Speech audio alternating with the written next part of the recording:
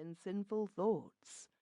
It seemed to me that the women sought more eagerly to kiss my hands than those of my companions, which surely was not right, since I am not more holy than they. Besides, I am younger, and less experienced and tried in the fear and commandments of the Lord. When I observed this error of the women, and saw how the maidens kept their eyes upon me, I became frightened, and wondered if I could resist, should temptation accost me. And often I thought, with fear and trembling, that vows and prayer and penance alone do not make one a saint. One must be so pure in heart that temptation is unknown. Ah me! At night we always lodged in some monastery, invariably receiving a pleasant welcome. Plenty of food and drink was set before us, and as we sat at table, the monks would crowd about, asking for news of the great world, of which it was our blessed privilege to see and learn so much. When our destination was learned, we were usually pitied for being doomed to live in the mountain wilderness.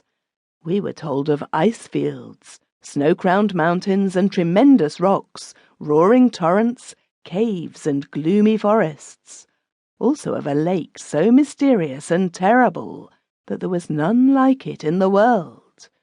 God be with us. On the 5th day of our journey, while but a short distance beyond the city of Salzburg, we saw a strange and ominous sight.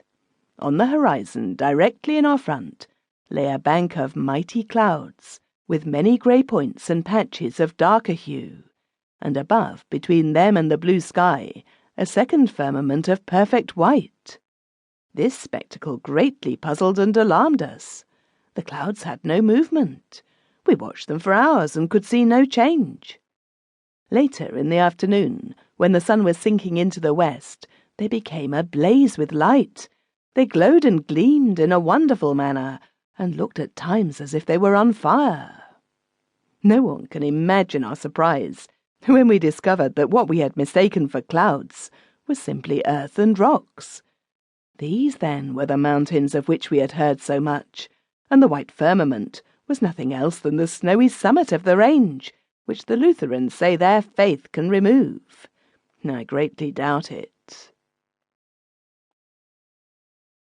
When we stood at the opening of the pass leading into the mountains, we were overcome with dejection. It looked like the mouth of hell. Behind us lay the beautiful country through which we had come, and which now we were compelled to leave forever. Before us frowned the mountains with their inhospitable gorges and haunted forests, forbidding to the sight and full of peril to the body and soul. Strengthening our hearts with prayer and whispering anathemas against evil spirits, we entered the narrow pass in the name of God and pressed forward, prepared to suffer whatever might befall.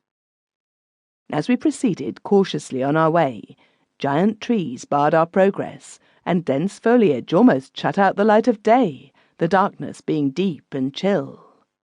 The sound of our footfalls and of our voices when we dared to speak was returned to us from the great rocks bordering the pass with such distinctness and so many repetitions, yet withal so changed that we could hardly believe we were not accompanied by troops of invisible beings who mocked us and made sport of our fears.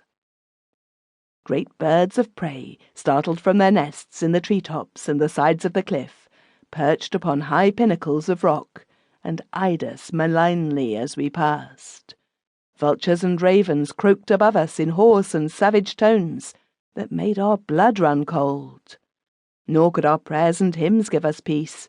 They only called forth other fowl, and by their own echoes multiplied the dreadful noises that beset us. It surprised us to observe that huge trees had been plucked out of the earth by the roots and hurled down the sides of the hills, and we shuddered to think by what powerful hands this had been done. At times we passed along the edge of high precipices, and the dark chasms that yawned below were a terrible sight. A storm arose, and we were half blinded by the fires of heaven, and stunned by thunder 1,000 times louder than we had ever heard.